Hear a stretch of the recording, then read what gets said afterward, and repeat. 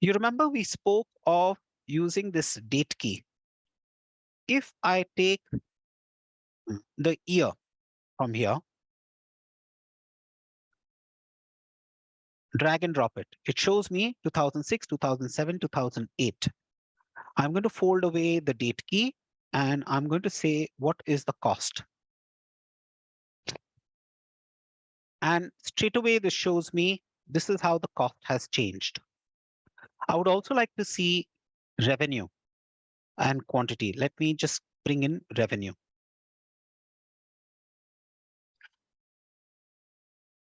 Okay, so cost has gone up, but revenue, the rise is sharper. Revenue has gone up much more than the cost, right? You can see the difference. This allows me to straight away, without doing anything major, see the data as I wish. Very simple, very fast, nothing big in this. So with the cost and revenue by year, what if I could change this? You see, I have cost and revenue by year.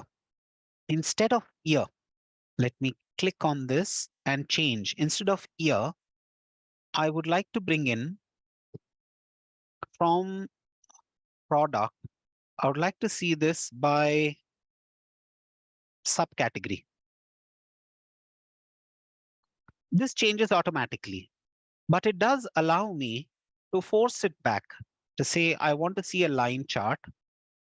And in the line chart, I want to see subcategory as a legend.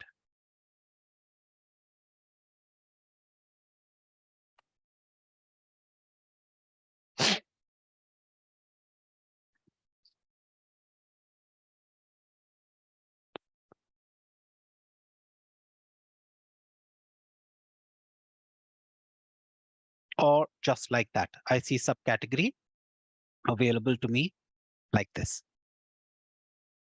What if I were also looking at category? So from product, let me bring in category. Let me bring in the product name. I will move this up. So I have category, subcategory, and product name.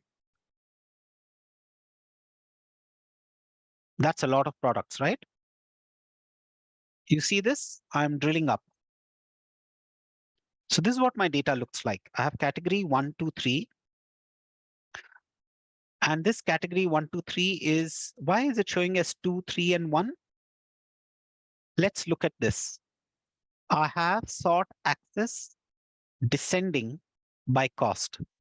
How about I change this to category? So this will show me 3 to 1. I will make this ascending. So now I have category 1, category 2, category 3.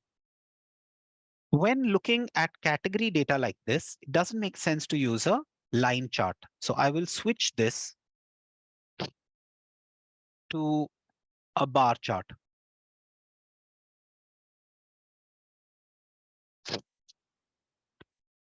Okay, so I have cost and I have revenue. Let me keep it as this, right? So this is my cost, this is my revenue.